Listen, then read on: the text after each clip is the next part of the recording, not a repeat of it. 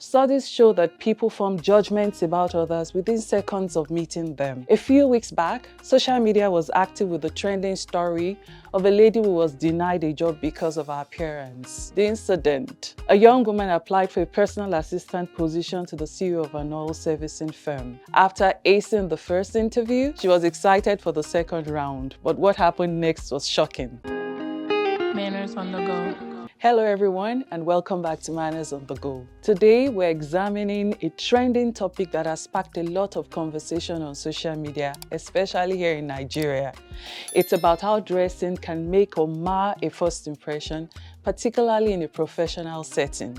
A few weeks back, social media was active with the trending story of a lady who was denied a job because of her appearance. The incident: a young woman applied for a personal assistant position to the CEO of an oil servicing firm. After acing the first interview, she was excited for the second round, but what happened next was shocking. During the second interview, the CEO criticized her appearance, mentioning her visible panty lines, her multiple ear piercings, and an ankle chain. He expressed his disgust and made it clear that he couldn't see past her appearance to evaluate her qualifications. Imagine how disheartening that must have been for her. She had hoped and prayed for this opportunity, only to be judged on her looks rather than her skills. It's a situation that many job seekers can relate to, and it raises important questions about professionalism and personal expression.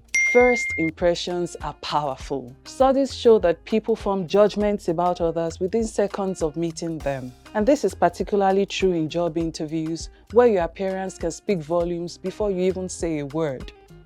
Hard and unfair as this may sound, this is the fact. I'm sure you have made judgments about people before you got a chance to get to know them. We see that all over, even from the social experiments that we watch on social media. So why dressing matters? Dressing appropriately for an interview communicates professionalism and respect. It shows that you understand the company culture and the expectation of the role. In more conservative fields like oil and gas, traditional business attire is the norm. Let me digress from my main point a little. I'd like us to learn a few things from this trending story. Now let's take a moment to reflect on the CEO's comment. While personal preference vary, it's crucial for interviewers to focus more on a candidate's qualifications rather than their appearance. The kind of judgment significantly impact a candidate's self-esteem and career prospects. And from the job seeker's perspective, this experience was emotionally taxing for her. She was left feeling defeated and hopeless. It's a reminder that we must be sensitive to challenges that job seekers face as interviewers. We've got to be gentler in our manner of giving feedback. That being said, how do we ensure that we err on the side of caution when it comes to professional dressing? Here are some practical tips for dressing for success, especially in interviews. Number 1, research the company. Understand the company's dress code and culture. This will help you choose an appropriate outfit. I know an acquaintance who lost his first job opportunity because he wore a tie to be interviewed on site as a site engineer. This may have worked if he was meeting with the HR or CEO of the company, but not with fellow site engineers. Please do your homework in researching the company. Number 2, choose professional attire. Opt for classic business outfits like suits. It could be dress suit or skirt suits or pantsuits or just blazers. Avoid overly casual and revealing or clingy clothing. In the corporate world, less is more. I would usually advise that for ladies, you should have 6 accessories at the most, and for gentlemen, 4 at the most. Let me attempt to list them. So for ladies, a classic watch and a wristband on the other hand, if you choose to use one, but be sure to have one as the main focus. For me, it's my wristwatch.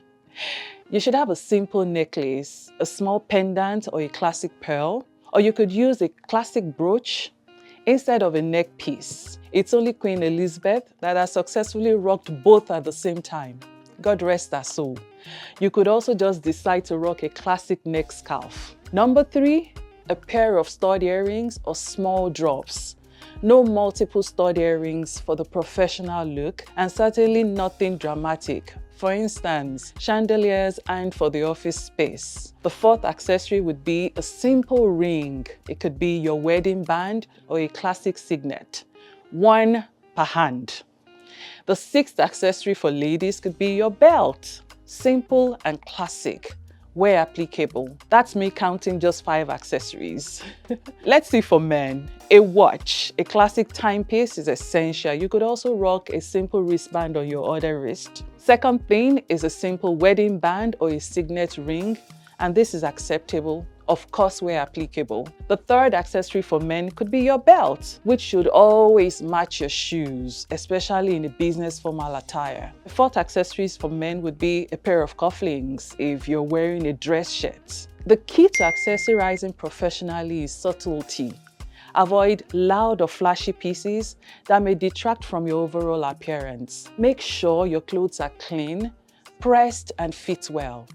For business formal, think dark suits, button-down shirts, and conservative shoes. For business casual, slacks or chinos paired with your blouses or polos would work well, and you can just put a blazer on it. I'll dedicate a brand new video to discuss professional dressing in details. In conclusion, while personal style is important, adapting it to fit professional expectations can significantly enhance your chances of success. Remember, it's not just about what you wear, but how you wear it and the confidence you exude.